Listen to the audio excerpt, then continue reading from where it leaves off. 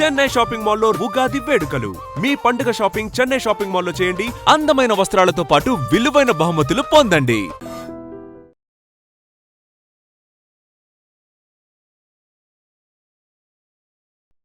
Welcome to crime diaries.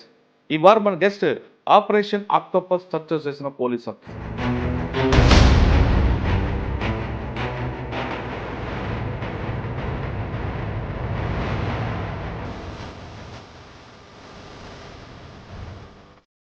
పేరు వి అరవింద్ బాబు గారు, DCP cyber crimes Hyderabad.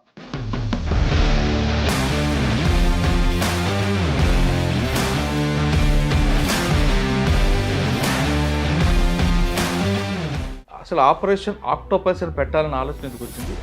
దానికి మీ టీం ఏ విధంగా ఆపరేషన్ చేసుకుంటూ వెళ్ళి సక్సెస్ అయ్యారు? మా సిపి గారు విసి సజ్జనార్ గారు ఒక ఎవ్రీ సైబర్ క్రైమ్లో మెయిన్ పార్ట్ ఏంటి అంటే అఫెండర్ ఒక ఫోన్ నెంబర్ వాడతాడు. సార్తో మేము డిస్కస్ చేసినప్పుడు సార్ ఏమన్నారు అంటే ఇవి దాదాపు ఇండియా మొత్తం స్ప్రెడ్ అయి ఉన్నాయి కాబట్టి మనం అంతా కూడా ఒకేసారి అట్లా వెళ్ళి ఇలా తీసుకొని రావాలి. ఎట్లయితే ఆక్టోపస్కి 8 లెగ్స్ ఉంటాయో అట్లా మనం వెళ్ళి ఇట్లా తీసుకొని రావాలందరినీ. చెప్పడానికి బాగుంటుంది కానీ ఆచరణలో చాలా కష్టాలు ఉంటాయి కదా. ఆచరణలో కష్టమే, ఎందుకంటే ఇది పాన్ ఇండియా ఆపరేషన్. సో మన రాష్ట్రంలోనో పక్క రాష్ట్రంలోనో కాదు, దాదాపు 16 రాష్ట్రాలకి వెళ్ళాము. ఈ మొత్తం టీంలో ఎంతమంది ఉన్నారు? ఎన్ని రోజులు పట్టిందండి ఆక్టోపస్ కంప్లీట్? మొత్తం 32 టీమ్స్ ఫామ్ చేసాము యాజ్ పర్ ద రిక్వైర్మెంట్. అంటే ఈ 16 స్టేట్స్కి ఫామ్ చేసాము. ఎవ్రీ టీమ్కి ఒక ఇన్స్పెక్టర్ ర్యాంక్ ఆఫీసర్ హెడ్ ఉంటారు. 16 రాష్ట్రాలు మొత్తం ఎంతమంది పట్టుకున్నారు? వాళ్ళ దగ్గర ఏం రికవరీ? ఈ రోజు వరకు 113 మెంబర్స్ని అప్రెంట్ చేసాము. 36 lakhs క్యాష్ అయితే సీజ్ చేసాము. దాదాపు ఒక 204 సెల్ ఫోన్స్, 140 వరకు సిమ్ కార్డ్స్, ఇంకా bank passbooks, bank cheque books, ఇంకా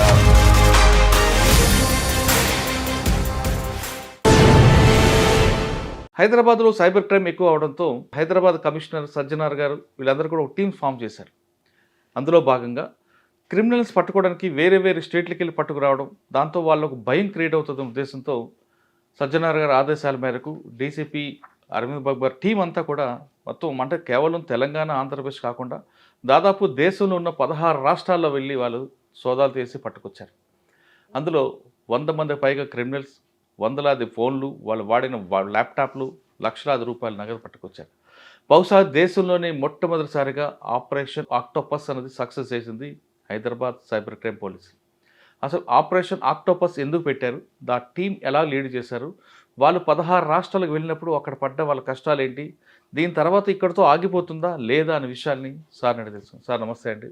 ఫస్ట్ కంగ్రాచులేషన్స్ మీకు, మీ టీంకి, సిపి గారికి. Thank you. సాధారణంగా కేసు అవుతుంటుంది, ఎఫ్ఐఆర్ కడతారు, ఆయన కోసం తిరుగుతారు, దొరికాడు, లేదంటే ఆ గంట వ్యవధిలో బ్యాంకులోనే అమౌంట్ ఫ్రీ చేయడం, ఇప్పించడం, అక్కడితో కేసు క్లోజ్. ఇది టోటల్గా దేశంలో జరుగుతున్న, అన్ని స్టేట్లో జరుగుతున్న ప్రొసీజర్.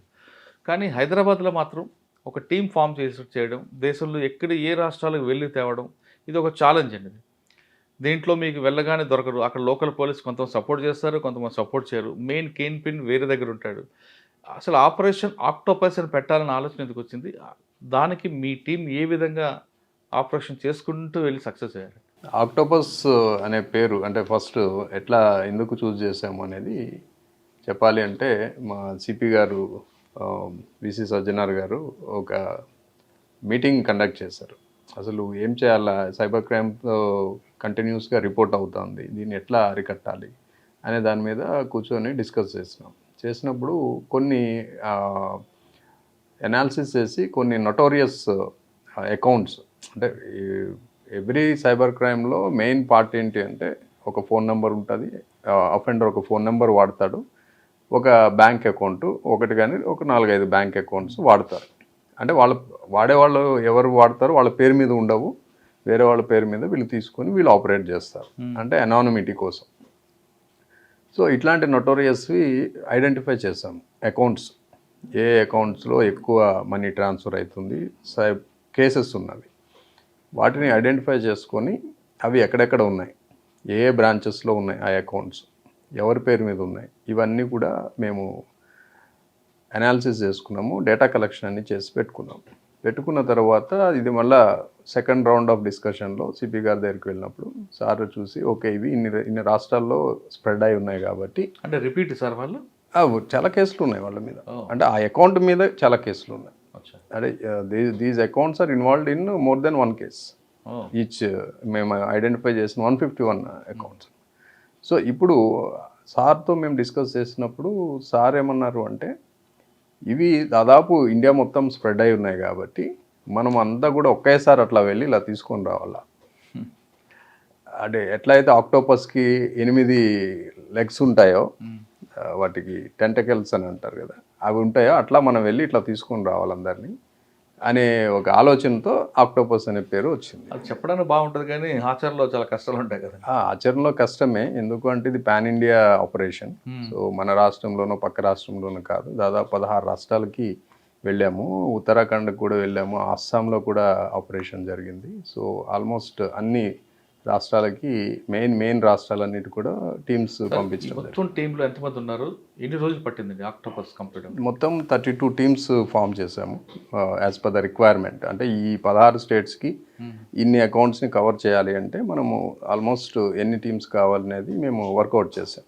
సో 32 టీమ్స్ రిక్వైర్మెంట్ మాకు అనిపించింది, 32 టీమ్స్ ఫామ్ చేసాం. ఎవ్రీ టీమ్కి ఒక ఇన్స్పెక్టర్ ర్యాంక్ ఆఫీసరు హెడ్ ఉంటారు. సో దీంట్లో ఒక టెక్నికల్ పర్సన్, తర్వాత ఒక సబ్ ఇన్స్పెక్టరు, మిగతా అంతా సపోర్టింగ్ స్టాఫ్. టోటల్ 8 ఉన్నారు, ఈచ్ టీంలో 8 మంది ఉన్నారు. అలాగే 32 టీమ్, 32 టీమ్, టోటల్గా 256 members involved in this operation. ఇది ఫీల్డ్లోకి వెళ్ళిన టీమ్స్. అవి కాకుండా బ్యాకప్ టీమ్స్, ఇక్కడ వాళ్ళకి రికార్డ్ సపోర్టు, ఇక్కడ మా దగ్గర ఒక కంట్రోల్ రూమ్ పెట్టాము. ఈ టీమ్స్ అన్నిటికీ ఎప్పటికైనా ఏ టైంలో అయినా కానీ అందుబాటులో ఉండి ఇన్ఫర్మేషన్ ఇవ్వడానికి. సో ఇట్లా మేము బ్యాకప్ టీమ్స్ కూడా పెట్టాము. టైం బాండ్ అని పెట్టుకున్నారు, ఈ టైంలో కంప్లీట్ అవ్వాలి ఆపరేషన్? టైం బౌండ్ అంటే టెంటేటివ్గా పెట్టుకున్నాము. ఏదైనా ఒకటి మనం అనుకున్న సాధించాలంటే ఒక టైం లిమిట్ అనేది పెట్టుకోవాలి, అదర్వైజ్ అది ప్రొలాంగ్ అయితేనే ఉంటుంది. సో టైం లిమిట్ అయితే పెట్టుకున్నాం, ఒక 10 days ఆర్ 2 weeks లోపు ఇది మొత్తం కంప్లీట్ చేయాలని. సో మేము ఆల్మోస్ట్ 10 daysలోనే మేము అనుకున్న టార్గెట్ రీచ్ అవ్వడం జరిగింది. ఓకే సార్, 10 రోజుల నుంచి కష్టపడ్డారు. ఫస్ట్ ఏ స్టేట్కి వెళ్ళారు, ఏ స్టేట్లో మీకు ఎక్కువగా ఇబ్బందులు ఉన్నాయి, ఏ స్టేట్ మీకు కోఆపరేట్ తీసుకొచ్చింది? సో ఆల్మోస్ట్ అన్ని స్టేట్స్కి ఒకేసారి పంపించాము, కాకపోతే డిస్టెన్స్ని బట్టి ఒక్కొక్క టీం ఒక్కొక్క డేట్లో ఒక్కొక్క టైంలో రీచ్ అయింది.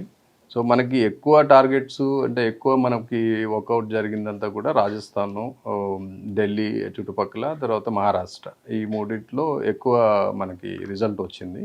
మిగతా రాష్ట్రాల్లో కూడా ఉన్నది, కాకపోతే ఏంటంటే మిగతా రాష్ట్రాల్లో మనం వెళ్ళే టైంకి వాళ్ళు అక్కడ అందుబాటులో లేకపోవటము, సో అట్లాంటివి కొన్ని ఇబ్బందులు ఉన్నాయి.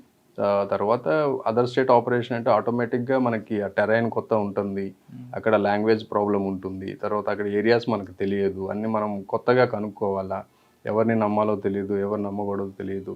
సో లోకల్ పోలీస్ తప్ప వేరే మార్గం ఉండదు అక్కడ. సో ఇలాంటి ప్రతికూల పరిస్థితుల్లో కూడా టీమ్స్ బాగా పనిచేసి అనుకున్న టార్గెట్ని రీచ్ అవ్వడము జరిగింది. సార్ మనం 16 రాష్ట్రాల్లో ముఖ్యంగా మీరు రాజస్థాన్ చెప్పారు. రాజస్థాన్ ఇప్పటికే సైబర్ క్రైమ్ అనేది అక్కడ ఎక్కువగా ఉంది, ఆరోగ్యం అక్కడ కనిపిస్తుంటుంది, క్రిమినల్ కూడా ఎక్కువగా భర్తపూర్ ఆ ఏరియాలో తిరుగుతుంటారని మీకు ఉంది. మీరు బ్యాంక్ అకౌంట్స్ వరకు మీరు ఫైండ్ అవుట్ చేశారు, కానీ ఆ ప్రాంతాలు వెళ్ళడానికి లోకల్ పోలీస్ సపోర్ట్ తీసుకోవాలి. లోకల్ పోలీసు మీకు సపోర్ట్ చేశారా లేదా? 2 అక్కడికి వెళ్ళినప్పుడు వాళ్ళ పోలీసుల మీద కూడా దాడులు చేసే సంఘటనలు చాలా కేసులు ఉన్నాయి, మరి ఎలా తీసుకొచ్చారండి? అంటే మనము కొంచెం స్ట్రాటజిక్గానే వెళ్ళాము, లోకల్ పోలీస్ సపోర్ట్ ఉంది 100%. అయితే దానికన్నా మనము ముందుగానే వర్కౌట్ చేసుకున్నాం, ఈచ్ టార్గెట్ మీద బేసిక్ వర్కౌట్ చేసుకున్నాం. వీళ్ళు మూమెంట్ ఎక్కడ ఉంటుంది, ఎవ్రీడే ఎక్కడ పోతారు, ఎక్కడ వస్తారు, నైట్ టైం ఎక్కడ ఉంటారు, డే టైం ఎక్కడ ఉంటారు అనేది ఇవన్నీ వర్కౌట్ చేసుకుని వెళ్ళాం కాబట్టి మనం పిన్ పాయింట్గా వాళ్ళని లొకేట్ చేసి పట్టుకోవడానికి మనకి వాళ్ళు దొరికితే పట్టకుండా వాళ్ళు రారు కదండి, వాళ్ళ వైపు నుంచి కూడా ఎక్కువ ఉంటుంది కదా. ప్రొటెస్ట్ ఉంటుంది, ఇన్ జనరల్ ప్రొటెస్ట్ ఉంటుంది, మేమేం చేయలేదు, మేము ఇన్నోసెంట్ అది అట్లా ఉంటుంది. బట్ మనం ఎవిడెన్స్ చూపించాము, బికాజ్ ఇక్కడ లాట్ ఆఫ్ పేపర్ వర్క్ జరిగింది, అనాలిసిస్ జరిగింది, డేటా కలెక్ట్ చేసాము, వాళ్ళందరినీ ప్రాపర్గా మనము ఐడెంటిఫై చేసుకొని వెళ్ళాము కాబట్టి మనము కన్విన్స్ చేయగలిగాం. కానీ కొన్ని ప్రాంతాల్లో తుపాకీ కూడా చూపిస్తారంట వాళ్ళకి, మీకు అటువంటి ఎదురయ్యా? మన ఆపరేషన్లో అట్లా రాలేదు, బికాజ్ మన టార్గెట్స్ అన్నీ కూడా అర్బన్ ఆర్ సెమీ అర్బన్లోనే మనకి ఐడెంటిఫై అయినాయి. సో రూరల్ ఏరియాస్లోకి వెళ్తే మేబీ అటువంటి పరిస్థితి వచ్చి ఉండేదేమో. ఇక్కడైతే రాలేదు. బట్ మనకి మేజర్గా వచ్చిన ఛాలెంజ్ ఏంటి అంటే మెయిన్ అక్కడ లోకల్గా మనం పెనిట్రేట్ అవటానికే అది ఛాలెంజ్ అయింది. అంటే ఆ ఏరియాని ఐడెంటిఫై చేసి అక్కడికి వెళ్ళటానికి మెయిన్ ఛాలెంజ్ మనకి.